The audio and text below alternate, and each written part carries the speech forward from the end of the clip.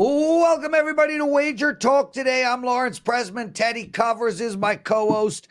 We got a great lineup today. Adam Trigger, Bryan Power, Skee Profits. We've got a lot of MLB, Mets and Dodgers, Astros and Mariners, Padres versus Marlins, Brewers versus Cubs, and Skee's going to talk a WNBA play and a prop bet for the Minnesota-Dallas game tomorrow night. Before we get into it, I just want to let everybody know I have a 5% play up.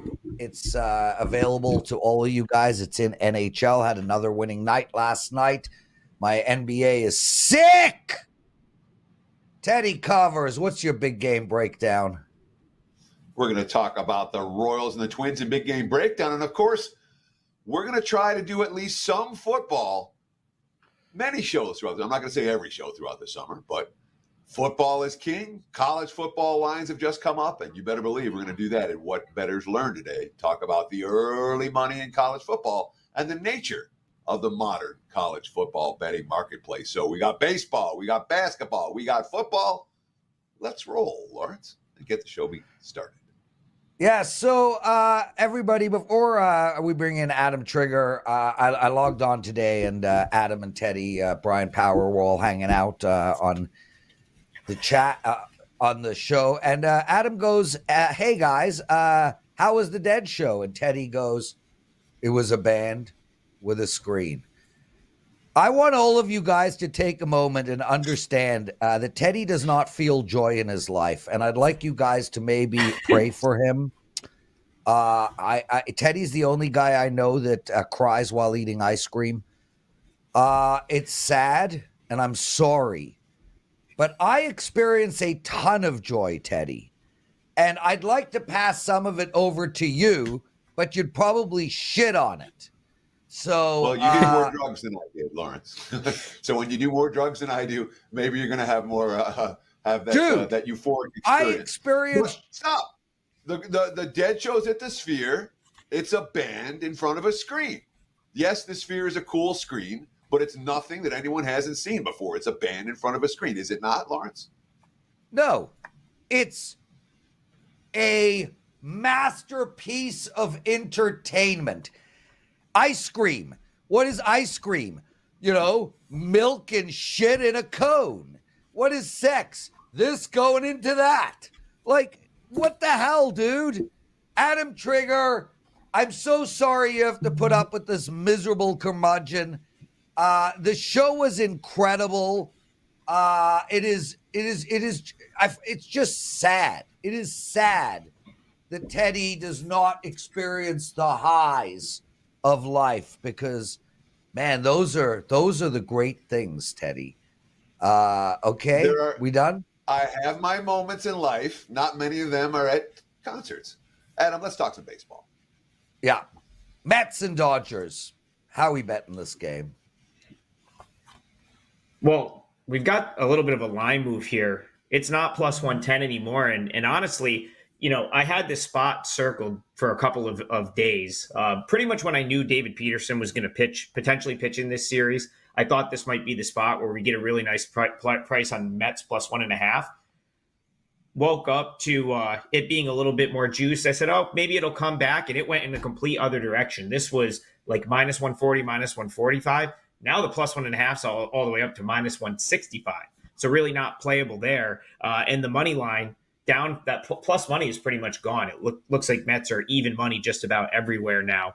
But that's kind of the way I was looking to play it. So I'll also offer up some other thoughts on Peterson and maybe how you can play some props. I guess, guys, the reason I thought I would get such a good price on the Mets is a couple things. One, Paxton still being undefeated. Two, the Dodgers being the Dodgers, and typically they're, priced pretty high. And then, of course, after yesterday, they sweep the doubleheader. So, I thought that would be another reason I would get a good price on them. But it looks like the books and maybe bettors as well have not forgot about the 5-game losing streak that the Dodgers were on prior to yesterday.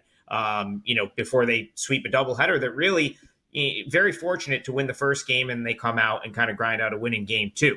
But again, the The two reasons I like the Mets here before we go further is, one, the 5 games have been pretty competitive. If you go back last month, they were in LA. The Mets took 2 of 3 in that series.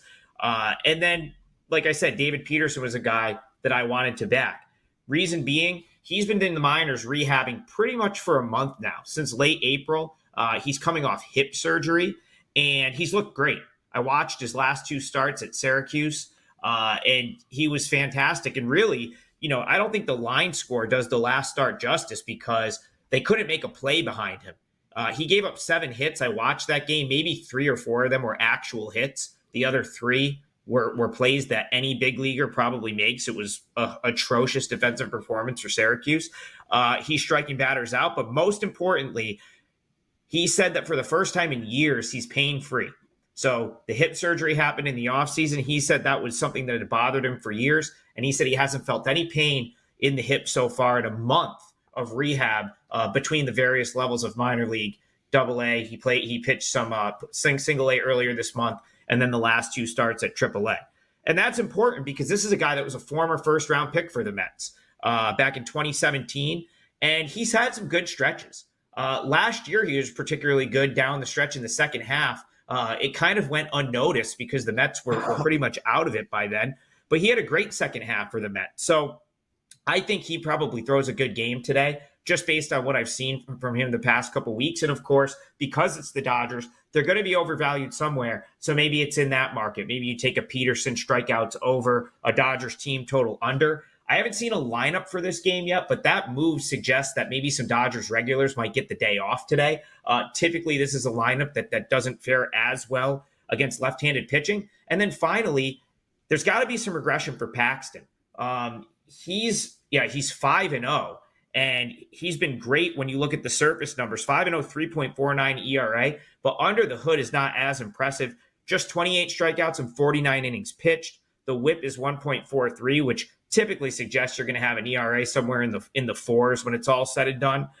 So I think a combination of willingness to play against Paxton, maybe a couple of Dodgers regulars being out of the lineup, and the fact that I think Peterson will pitch well leads me to believe the Mets get the win today. Yeah, Ohtani sat yesterday. I haven't seen anything officially to say that Ohtani's sitting again today, but the market's certainly indicating that he could get a second day off in a row. But here's my question for you, Adam. I mean, the Mets are 10-24 in their last 34 games. They are clearly not a good team. The Dodgers are arguably the best team in baseball, and you're not even getting a big plus price. Is the value there for the Mets at this number? So I don't think it is, and that's the reason we're talking about it here, and I'm not selling it. You know what I mean? Like, I think the value is probably, especially when we're talking about the side. That's why I offered up some other ways to play it. Maybe you try to isolate Peterson in some fashion. Maybe Mets first 5, a Peterson strikeouts over, because that's what I really like here. Again, Teddy, I was hoping for that plus 1.5 to be like minus 115 or something. So when it was up in the minus 140, minus 145 range, I had to pump the brakes. But I mean, now I kind of wish I had it because, of course, it's minus 165. So someone like that market. But no, I wouldn't. I don't think I can make a Mets side play. I do think they're probably better than they've shown recently. This bullpen, it's hard to fathom how bad they've been because really, like individually, there's some good relievers there. But yeah, they just haven't really been good enough, Teddy, for me to want to just take them at even money just to win the game. I disagree with the Dodgers being the best team in baseball, though. I have like 3 or 4 teams ahead of them right now, so kind of willing to fade them in spots, but this one wasn't the best spot to do it. Teddy, I'm sure you want to respond to that. No, that's my fly. I asked a follow-up. He answered. It's not a debate. I don't know, Teddy. You're under my skin today, bro. Clearly. Why? Let's go, man. Let's brawl, dude. I'm in the mood. You know what this show is? It's just 3 guys and a screen. 3 guys and a screen. Okay, welcome everyone to the chat room. Eric, Sean, like always, B Daddy, Ray, nice to have you, brother. Titans, Boss Man, Natural 8, all you guys, thanks so much for joining us. Andrew Wodge. Please hit that like button if you don't mind. It'll be greatly appreciated. And it really makes up for Teddy. I have to put up with him on a regular basis, and Well, I think if you hit the like button, it will make me feel better. IUD, I love you, Prez Teddy. So he loves both of us, Teddy. There you go. Some love from IUD. Adam Trigger. The Mariners are playing Houston tonight. Seattle winners of 3 in a row, 2 against this team. Both games went under the total of 7. Where are you going here? So I don't think the Astros are going to get swept in this series. It's a 4-game set. So we've got 2 more games. The Mariners have managed to take the first 2, both very competitive games. 3-2 win that they held on to on Monday. And then last night, down 2-1 in the bottom of the 8th, they rally to win 4-2. I just would be really surprised if Houston gets swept. Just some numbers on that comeback win last night for the Mariners. In their last 11 games, the Mariners are 6-5. Okay, not overly impressive, but 4 of those wins they've pulled out in the 8th inning or later. So they went in 11 games, they're 6-5. They've won 4 of them from coming behind in the 8th inning or later. There's something to being clutch and getting the clutch hit. But when I look at the Mariners team as a whole, I think winning those types of games is a little bit unsustainable. This is a team with a -4 run differential. So, I mean, it's not like, we just talked about an elite team like the Dodgers and then some of the other, top teams in baseball, Yankees, Philly, just the top teams where you kind of expect them to get that big hit and come from behind. I don't think the Mariners are really that team. I kind of have them they profile to me more as a 500 team. So when I look at that, I see a little bit of good fortune there. And I'd be surprised if it continues throughout this series to the point where they can get a sweep. So it's going to be today or tomorrow, I think, for the Astros. And I guess it makes sense that it could be here. Justin Verlander is a tough play on or against for me. Reason being, I think you pay for the name still with Verlander, but you don't always get the name Verlander. Sometimes you get the guy that gets knocked around earlier this month. I think the Yankees got to him. But then you have the guy that shows up in Detroit, 7 shutout innings, 8 strikeouts. Looks like the Verlander that won a Cy Young a couple of years ago. Last time out, 1 earned run over 6, 9 strikeouts against the A's. So, he's 41. He still has it from time to time. And so I guess you kind of have to roll the dice with him, but maybe you get that here. And history would suggest that you might, because against the Mariners, he's been awesome. 16 starts since joining the Astros against the Mariners. He's 12-2 with a 2.83 ERA and 0.90 WHIP. That's a big sample. That's a 101 inning sample. And he's got 117 strikeouts in those 101 innings. So he's dominated the Mariners. He's pitched pretty good of late. I referenced those 2 starts against the Tigers and the Astros. So maybe you get the good Verlander here. And George Kirby, I think everyone just kind of expects George Kirby to bounce back at some point, but I would make the argument that everyone thought he was going to bounce back against the Nationals, and he got roughed up for 5 runs there, and he's now given up 4 or more earned runs in 3 of his last 4 starts. So, and he's not striking guys out. You go back to earlier in the season, you've got those nice performances by Kirby, 12 strikeouts, some big strikeout numbers. Last couple games, he hasn't been throwing the ball by hitters either. So, he's got good numbers against the Astros as well. You can make that case. But again, I'd want to see it from him because the last month has not been great out of George Kirby. So I just think you get you get the Astros getting the timely hit eventually. Like I said, last night they take a lead into the 8th inning. 2 nights ago, they were like 1 hit away. Mariners wiggled out of a couple jams to win 3-2. I think the Astros are going to get it done today or tomorrow. So why not here at -105? I think it's a reasonable play. So, I don't know. It was a couple of weeks ago. I don't remember who was on the show. I apologize. We were talking about the future of the Houston Astros. And I'm saying, is it possible to make money with this team this year? The Astros right now ranked 28th in profitability in an MLB. You said that they weren't you were willing to bet against a sweep. They've been swept 4 times already this year. They've had 4 different losing streaks of 4 games or more and another of 3 games. So they've had plenty of losing streaks already this year. Can you make money betting Houston? To me, they're fade only right now until proven otherwise. A team that is still maybe not being priced the way they were coming into the season, but a team that has been costing their backers major money basically from opening day. So, Teddy, that was me. That was me on the show that day. It was prior to the A's series, and they swept them. So not only did they pound the A's after we talked about them on the show, they swept them in 4 straight. They then took 2 of 3 from the Brewers. They then dropped 2 of 3 against the Angels and took 2 of 3 from the Astros. So they were on a pretty profitable stretch, I would say, up until the start of this series. I think going forward, I do think you probably will be able to make money, but it's relative to what the market does. So let's say they get hot and suddenly they start being treated like the Astros of the last couple of years again. I'm not sure I want them in that position, because I don't know that this is an Astros team that rivals some of the really good Astros teams that have contended for a World Series the last couple of years. If they're getting priced like a sub 500 team, I'll take a shot with the Astros all day, because I do think they're going to kind of continue to play their way toward 500. The roster, in my opinion, is too good to sort of sit 7-8 games under 500 all year. So it's tough, Teddy. It's really going to depend on how the market treats them. But if they're getting priced undervalued, I'd be willing to take a shot. There's still quite a bit of talent on this roster. Adam Trigger. So, before we let you go, you mentioned that the Dodgers are the 4th best team in baseball. I might want to take that back. I was doing that in my head. I have the Yankees ahead of them. I think, I had the prices up the other day.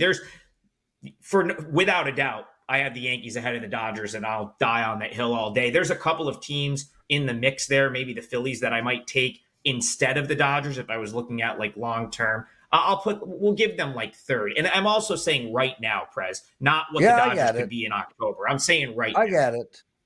If you guys have any opinions on that, your top 3 teams in baseball, put it up in the comments section after the show goes live. Greatly appreciated. Also, hit that like button. Adam, what do you have to promote? I have the summer celebration special, which is up on everyone's page. It's a great value, and for me, you're going to get WNBA. I'm 6-3 so far WNBA this season. I've got to play up for that tonight. KBO, MLB. I'm pretty active over the summer, so 3 different sports covered there. Eventually, preseason football, which I can't wait for. And Teddy, I think Syracuse is going to be awesome this year. We got to get a little football into the show every day, like Teddy said. The Syracuse Orange are coming this year. They have Fran Brown is recruiting his butt off up here. They're going to be great. So they'll probably be undervalued. I saw Ralph tweeted I couldn't believe some of the games they were underdogs in when Ralph tweeted that the other day. So I'm very excited for Q's football. I think they're going to be very undervalued. Season win total over. I'll just give it out on the show. It's going to be it might have moved already, but I think it's a good bet. They should win a lot of their games. There we go. Adam Trigger, everyone. Thanks for joining us, brother. Have a great, great night. Teddy You covers. Too, what did bettors learn? Well, we're talking college football with Adam Trigger. Let's talk college football right here, because we've got all the week 1 point spreads posted now. We've got a handful of books that have totals on at least the marquee games for week 1. And we have games of the year posted as well at books. Those are the marquee games throughout the season. The only one we're going to reference here is Michigan, Ohio State, because that's what you got to reference. But worth noting when it comes to games of the year stuff for the Buckeyes and the Wolverines, Ohio State's a 9-point favorite in early, again, at the openers. So they're expecting some regression from the Michigan Wolverines. Largest spread on the board for week 1, that's the Ohio State Buckeyes laying 50.5 against Akron. You got Oklahoma laying 39.5 against Temple. 8 road favorites week 1. 10 point spreads of 3 points or less. But here's what's really going on in the markets right now. There's nothing truly moving. And this is different from years past. And that's why I want to talk about it right here in What Bettors Learn. The college football betting marketplace is evolving, and it's evolving rapidly because the college football world is evolving rapidly. All right. A lot of times when the numbers open, you'll see significant opinion moves. Haven't seen any of that. Every move that I've seen, one exception, every move that I've seen is arbitrage. One book opens 10.5, one book's open 9.5. The books the bettors decide is 9.5 the better number, or 10.5 the better number. Arbitrage stuff. In the modern world, and the one exception, by the way, Boise State, they opened 9.5, 10 against Georgia Southern. Now it's 10.5. So that's the big move. You talk about a line that stood out. Houston only -3 at home against UNLV. New head coach Willie Fritz for the Cougars. Holgerson went bye-bye.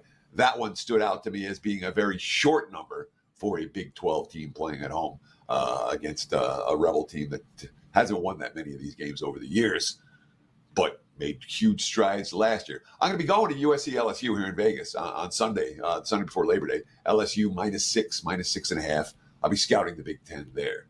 But the bottom line, in the modern world of college football, the rosters really aren't secured until fall camp, until the camp starts in July. And the markets aren't likely to move in any real way until they know who's on the team and how good they are and how good they look. So I'm expecting a relatively light summer when it comes to the college football betting market. We'll start to see moves after the All-Star break. Between here and there, don't expect to see a whole lot. Mostly arbitrage, not opinion, in the college football marketplace right now. That's what I learned, Lawrence. Back to you, my friend. Teddy, I'm with B Daddy on this. He writes, God damn, Teddy, we're only in the month of May. So I'm going to have to listen to you talk football throughout the summer. Is that the plan? I will, not every day, because there's not stuff to talk about every day. But there periodically, when there's something to talk about, when lines get posted, when markets move, absolutely we'll talk about football. Football is always king. You know it, Lawrence. I know it. And certainly, I understand some of you guys don't want it, but when it comes to what's the biggest draw for sports bettors, it's football and everything else. Okay, so there we go. We're going to bring Bryan Power in, but before that, again, I have a 5% play. Guys, I'm on a 22-5 run with 4% or better plays. 22-5. It's been an awesome 2024 all the way around. Bryan Power, what up, brother? How's it going, Prez? Teddy, nice run there, Prez. And you can talk football anytime, Teddy. I like football, so the more, the better. I love football too, Bri. I love football too, but for me, I love the summer the most because, from September, late August to pretty much now, it's just never ending. Like one sport after another. As soon as it dies down, then we kick into playoff mode. It's like I just need to breathe. I need to breathe. I need to relax. I need to lie by the pool. I need to read. I'm trying to write a book, but it's going terribly. Take the over. Take the over. Blah, blah, blah, blah, blah, blah, blah. Oh, my God, Bri. Okay, I had something else. Oh, yes. Guys, if you have any betting strategy questions like last summer, we are here to do them. Teddy and I will go through them. So please put them up in the comment section after the show goes live, and I will check back and look. Okay, brother, so Padres Marlins, I had the under last night for my clients. 2-0 in the first. It held all the way to the end. Easy cash. Where are we going in this game for tonight? Well, yesterday on the morning wager, I told everyone to take Padres full game, and that line moved about 20 cents after that show ended, and Padres won 4-0. So a win for the both of us there, Prez. Just a reminder, this is a day game here today, 4:10 Eastern for San Diego and Miami. Now, the full game price today, obviously a bit steeper on the Padres, but that doesn't mean there's not a way to play them, guys. I like laying the half run in the first 5 innings here. Yes, I realize Miami starter Braxton Garrett, he just tossed a complete game shutout his last time out, but first 2 starts, he's only started 3 times this year. The first 2, Garrett allowed 11 runs in 9 2/3 innings, so I would be weary about reading too much into that last one. And the same thing holds true for you, Darvish. Yes, he allowed 7 runs his last time out. That was against the Yankees, who I think we would all agree are one of the top 3 teams in baseball. But prior to that start, guys, Darvish had not allowed a single run in over 24 innings. So I'm willing to look past what each of these pitchers turned in their last time out, look at the bigger picture, and look at who Darvish has faced the last 3 starts. Yankees, Braves, Dodgers. Now he faces Miami.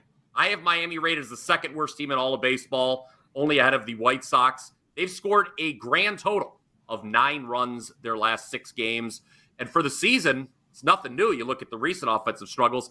Marlins averages 3 runs per game on the road. They were obviously shut out yesterday, like I mentioned. That was the 4th time this season, Teddy, that they got shut out. 0-3 off the previous 3 shutout losses. I know San Diego's offense is not great, but I don't think it has to be in this series. We've seen that, right? They beat the Marlins the last 2 days by scoring 2 and 4 runs. And I'm going to close with this. I came into the year higher than the market on San Diego. Yeah, I know they only won 82 games last year. They had a plus 104 run differential. That was 3rd best in the National League. This is a team I expected to win more games. They're going to win more games. I have them as a playoff team. And if my intuition is right, this is the kind of series they would sweep. In the interest of price, though, I will lay the half run in the first 5. Much better price than full game. So we've seen a lot of under money for this ballgame. With 7.5, some of that's obviously getaway day under. But there's enough under money in this game that it's more than just getaway day under. There's support for Garrett in the markets. And certainly you talked about the complete game shutout that he threw last time out. He played San Diego once last year, held to 2 hits in 6 innings. Garrett's a guy that when he's on has top of the rotation stuff. Are you worried at all that he's on right now? As opposed, that the switch got flipped after those 2 bad starts to open the season, and that Garrett is bet on, not bet against at this stage. My one asterisk I sort of put in, Teddy, when I was breaking this game was the Padres versus left-handed pitching, because that has sort of been their bugaboo this year. But again, they haven't needed many runs. I think an alternate way to look at it, if people watching right here are a little scared off by what Braxton Garrett did his last start, you can always just play the Marlins team total under. I know that's a very low number, but I do not see the Marlins doing anything against Yu Darvish in this game, because the Marlins generally don't do anything even against average pitchers, quite frankly. Like I said, 3 runs per game on the road this season. It's a bad baseball team. I think San Diego closes the deal here today and will have a lead after the first 5 innings. Bryan Power joining us, everyone. Bryan, we absolutely love having you on. Let's turn our attention to the next game you want to talk about, the Brew Crew versus the Cubs. You like the Brewers today? Yep. Wouldn't be an appearance without me doing something crazy sounding. So we're going to fade Shota Imanaga. Yes, he's 5-0 in his 9 starts. Team is 8-1 in those 9 starts. Call me crazy, though. I don't think he's going undefeated this season. And I have not faded him at any point this season, Prez. And my mindset was I was going to wait till he faced an opponent for the second time. Tonight marks the 10th different team Imanaga has faced to start his major league career. He's yet to face the same team twice, but I can't pass the Brewers up at this price, guys. They were favorites in each of the first 2 games of this series. I won with them Monday. In my view, they are a better team than the Cubs. They have a better lineup. They have a better bullpen. They have a substantially better run differential, plus 43 against minus 6. Really, if you like the Cubs here, you are pinning all of your hopes and dreams on Imanaga. And admittedly, he's been great. I understand it. I would not back Milwaukee first 5 here by any means, but full game as a slight home underdog, I will take him. Wilson, the starter for the Brew Crew, let's mention him. He's yet to allow more than 2 earned runs in any start. The Cubs lineup, this is something I wrote about Monday. I said I won with the Brewers in the series opener. The Cubs lineup's been awful. Don't be fooled by the 6 runs scored yesterday. 5 of those came in the 10th inning. They don't run through 9. Now, obviously, only the Brewers only had 1 run through 9, too. But let's look big picture, okay? Cubs only scored 1 run Monday as well. And in the 12th before that, 65 WRC plus over 12 games. That is wretched. With Imanaga pitching here, we may have to wait until the late innings, Teddy, to feel good about our bet. But I like Milwaukee as a home underdog today. Milwaukee as a home dog. Let me ask you this, though. Certainly, so yesterday's game was probably the worst beat of the year in baseball. One of the worst beats of the year. If you had the under in that game, it's 1-0 going to the bottom of the 9th. Final score 6-3 goes over. And didn't matter if you had the best. You could have had 8.5 in that game earlier, 8s. Didn't matter. No good. But that was the Brewers bullpen getting slapped around. Are we worried at all? Milwaukee used every key high leverage arm yesterday. I believe most of their key high leverage arms yesterday. Are we worried at all that is a harbinger of things to come for Milwaukee's bullpen?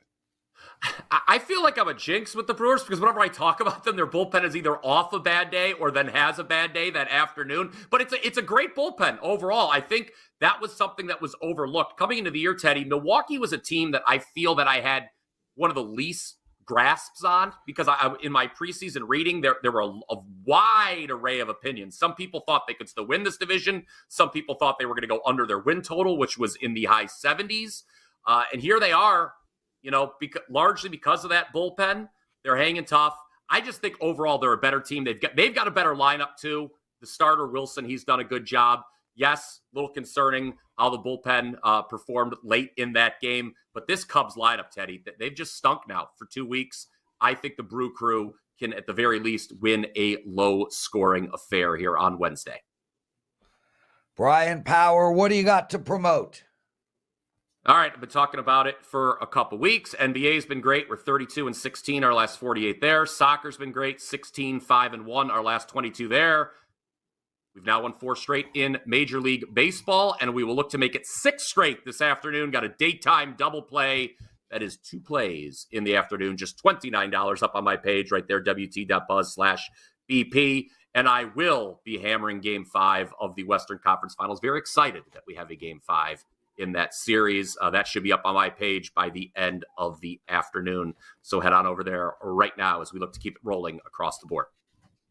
Bryan Power. Awesome stuff. Teddy Covers, before your big game breakdown, do you know that we have a seriously famous regular listener on this show? He has never spoken in the chat room.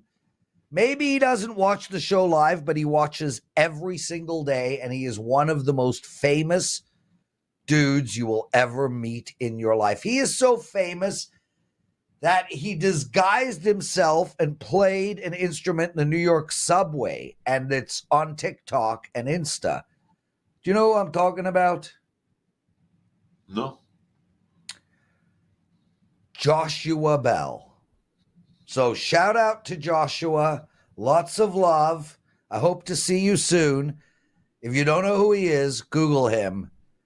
He is an awesome freaking guy.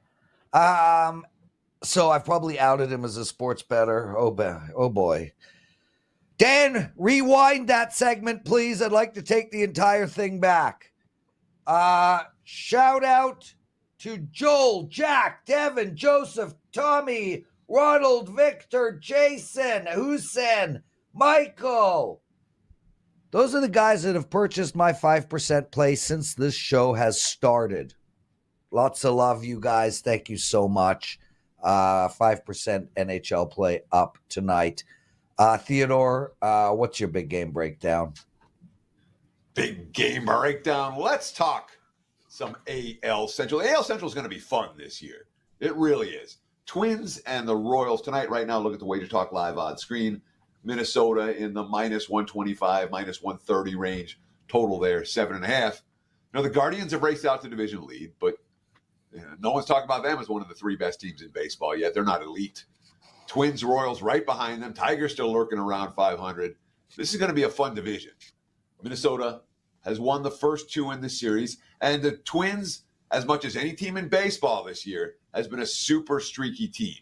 When they're hot, they're bet on. When they're cold, they're bet against. They're hot now, 6-1 last 7, and they've won the first 2 games of this series. Manager Rocco Baldelli, after last night's game, I thought there were a ton of plays, situations, things that we did out in the field that were at a high level. I was really pleased. You can break it down the way we normally do. We talk offense, defense, base run as a whole. I thought it was a strong day for us. So certainly there are positive signs in Minnesota right now. And yet this number's really short for a reason right here. Primary reason, at least in my opinion, has to do with the bullpen. Minnesota, their closer's not going to be available today. He's thrown 5 saves in the last 6 games. All right, the No-Way Duran's going to be available this evening. They used all their high leverage arms. In fact, in each of the last 2 games, got out of jams in the 9th inning in each of the last 2 games. So Minnesota's got some significant bullpen issues here. They're also not hitting that well. You know, it's not a lineup that is on fire right now. Kansas City, Seth Lugo's been great. this year. They won each of his last 3. Over his last 6 starts, 5-0 with a 1.52 ERA. He's dominated Minnesota in his career. Meanwhile, Ober for the Twins has had a rough record against Kansas City.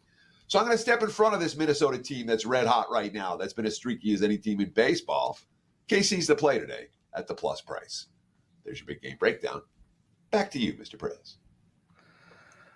Teddy covers. One of our listeners, Abid, who I love, writes, Prez is the most famous person in this chat. So that got me thinking, who is the MVP of our chat? Every day, it's, similar guys all the time. Eric, Abid, B-Daddy, Woj, DT, Unknown, Javier, on and on and on. Woj. Woj. I vote for Woj. My vote is for Woj. I'd like to know what you guys think. I love you all, and I think you're all incredible. But for some reason, I feel like Woj is the man. So, Woj, shout out to you, my brother. Lawrence, again, we talk about the difference between you and me. You talk to the audience and go, I love you all. I think every one of you is incredible. I go, thanks for watching. You're a hyperbole guy, and I'm not. So the fact that I'm like, it's a band and a screen, and you're like, oh my God, it's the best thing I've ever seen. We're both right. Teddy, I'm not a hyperbole guy. I just live on the extremes and I verbalize them. I have incredible. You are most assuredly a hyperbole guy. Yes, I know. Listen to any show. I know. It's I'm the best ever. It's the worst guy. ever. Oh my God, you can't believe. Yes. You are the hyperbole guy. I will get it tattooed. Bring in the Skee. hyperbole guy. Thinks. Skee, am I a hyperbole guy?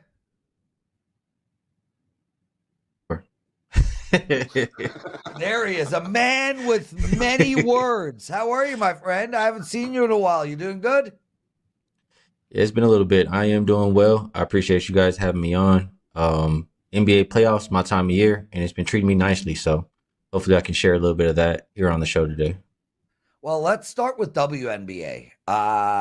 Liberty, they're playing the Mercury tonight. How do we bet this game? Yeah, well, I'll start off and just say this is a spot play for one. You guys can all recognize that. The Mercury are on a back-to-back. They just played last night. And the Liberty, they're off back-to-back losses, and they've had 3 days rest before this game. So in basketball, in my mind, when you have multiple days off in between games, that gives you time to practice and work on things that, were not going so well. So a combination of that and just them coming out hungry versus a team who's in, not the greatest spot makes me want to look towards the Liberty. If you look at matchup-wise, Phoenix is shorthanded. They're still going to miss Rebecca Allen. Obviously, Griner's been out. And Sutton, who's been a big part of their offense, is still questionable with the ankle injury. So already shorthanded, and they just don't have the size to battle New York down low. Like whether it's Jonquel Jones or Breanna Stewart, either one, if not both, can have a field day in this one. So I think the Liberty come out strong. The one thing for them is they've been a team who can play good for 10, 20 minutes. But when it comes to that second half, they either take their foot off the gas or just, kind of fall apart. And that's shown by, you can look specifically at home. They're usually a really good home team. They haven't covered a point spread yet at home. But in the first half, they've covered 2 out of 3. So numbers-wise, they've shown me that I can trust them. You can go back to last year. When they play at home off of a loss, there's been 5 instances. They've won every single one, and they're up by double digits at the half. So my play for this game would be Liberty first half minus 8.5. Skee Profit. Here's my question for you. I've never really handicapped the WNBA. I have handicapped the NBA.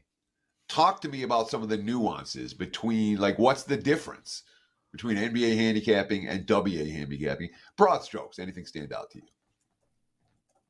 The number one thing that stands out to me, Teddy, and I'm sure, a lot of bettors, including yourself, can appreciate this, is you're going to get effort every single night in the WNBA. It's no guessing who's coming to play today. It's not like you have to wait until the playoffs for everybody to play hard. So in situations like that, I feel like it makes it easier to handicap. So scheduling spots, I feel like there's big differences there. Like WNBA just this year, I feel like it's starting to have a lot more back to backs. Like there's, how do you say? I don't want to say condensed. I guess it is a condensed schedule. Or maybe if that's not the right word, correct me. But they're mashing a lot more games together, so we're seeing more back to backs. And you'll get situations like this where they're not used to playing that way, and another team is extremely rested. So and the main thing is effort and energy from WNBA all the time, and that's what I love. Skee Profit joining us. Skee, before we get into your your NBA, so you've had a good NBA season and playoffs. What? Tell us about that. Tell us what's going on with your clients. Fill us in, brother. Yeah, I should be a little bit more prepared, but I do know, after a loss last night, I lost my big play last night, and I always hate that. But NBA playoffs should be up about 34 units. I mean, you can go all the way back last 14 months in the NBA, we've been picking up, I believe, plus 253 units. So, like I said before, it's my time of year, and looking to bounce back strong to finish this Western Conference Finals and also to head into the NBA Finals. So, yeah, you guys know where to find out my work for the NBA. There we go. Skee, let's go. Kyle Anderson, Timberwolves. You got a bet for us on him. What might it be? I'm going to look at his points, rebounds, and assists. And this is something I honestly probably should have been betting every single game. I mentioned him. I did I do a show pretty often with Rob Vino, and we talked about it after game one. He just looked like a guy who deserved to be playing more minutes. If you look at every other series so far this playoffs, he hasn't really been involved, but they threw him out there, and he was a good playmaker. They were disrespecting him and not guarding him, and he was showing the ability to knock down shots. You look at him during the regular season, I believe he averages 22 and a half minutes, somewhere around there, and 14.1 points, rebounds, and assists. Like I said, they inserted him into the lineup at game one, and he's starting to get more and more minutes each time. He's cleared this 11 and a half points, rebounds, and assists number 3 of the 4 games so far this series. And he's going to continue to get more minutes because the main part is he's a high IQ player. You can trust him to go out there and play call. He's setting good screens. He's great at setting guys up, etc. He's just a player that's a plus on the floor for this Minnesota Timberwolves squad. So I'm expecting him to get closer to that 22.6 minutes. Like in the 3 games he cleared this number, he was only getting 16, 17 minutes. So if that continues to go up, I think he goes over 11 and a half points, rebounds, and assists. So, Anderson's playing time gradually but significantly went down in the Nuggets series. And by the end of the series, he was playing single-digit minutes. Are you worried at all that that'll happen here, or is this just a spot he's playing too good? They're going to keep giving him playing time. No, each series is a little bit different, and I just don't think he was best matchup-wise for that series. But this one, every time you see him out there on the floor, you see him doing things well or being a spark or however you want to call it. So I think he's been nothing but a positive for that team. You listen to Coach Finch talk about him in the post-game interviews. He got 2 questions about Kyle Anderson, and he had nothing but great things to say about him. So that tells me he'll continue to be out there on the court. Skee Profit, thanks so much for joining us, brother. Kick ass. And hopefully I'll see you in Vegas. I'm coming down a lot over the next 8 weeks. Be well, my friend. Sounds good. See you then. Later. What did I do wrong now, Teddy? What did I do wrong now? Go ahead. You said you're coming back to Vegas a lot for the next 8 weeks. Oh, right. You don't need to see me, dude. Bugger you. Guys, Bill Walton passed away, and most of you might know him as well. A excellent basketball player and a great guy and a somewhat mediocre host or a commentator. I know him as the number 1 deadhead to ever be. Bill Walton saw over 1,000 Grateful Dead shows. He lived an incredible life. I mean, professional athlete, professional deadhead, professional commentator, probably got an insane amount of action.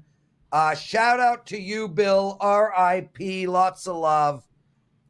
We'll think about you at the next Dead show. Teddy, take us home. Oh, if you're going to love Bill Walton, don't ever forget the racist crap Bill Walton was spewing about the Fab Five in Michigan That to me was unforgivable. Even after his death, Bill Walton is not anyone that I will celebrate, despite his. I don't even know about that. Rest in peace. So I know. I Pay take attention. it back. You weren't around. That being said, that's going to wrap it for the Wednesday edition of Wager Talk Today. We'll do it again tomorrow, same time, same channel. Between now and then, enjoy the games and best of luck with all your bets.